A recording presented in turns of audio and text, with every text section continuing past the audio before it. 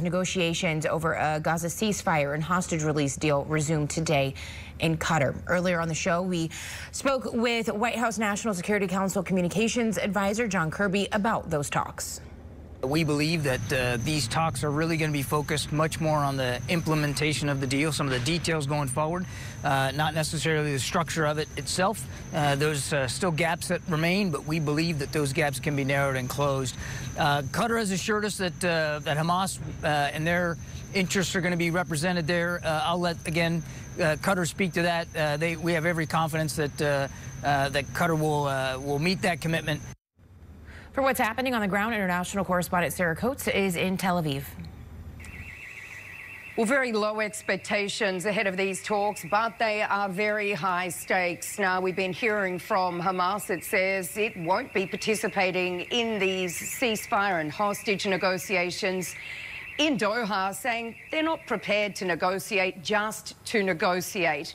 Now, the group has asked these key mediators to actually hold some talks on the sidelines after this summit has wrapped up to see whether Israel has actually presented something that they believe they would accept. Now, in saying that, this will all be headed up by the head of the CIA, Bill Burns. He'll be joining Qatar's Prime Minister, also the Egyptian spy chief. And then on the Israeli side, that delegation will include the head of Israel's Mossad, also the Shin Bet.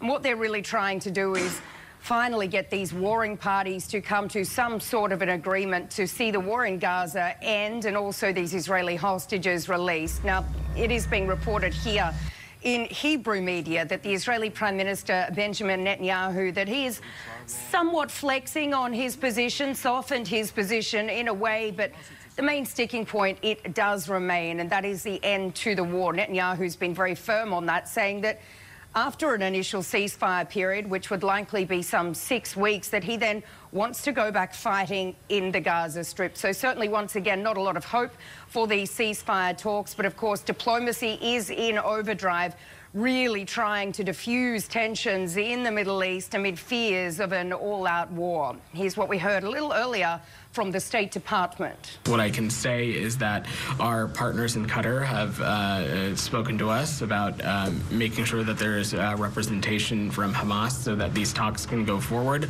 Also today, a number of people were arrested in Jerusalem. They were demonstrating against the Prime Minister, saying that he needs to strike a deal with Hamas now, not leave it any longer, to get these remaining hostages out. Cotes, Scripps News, Tel Aviv.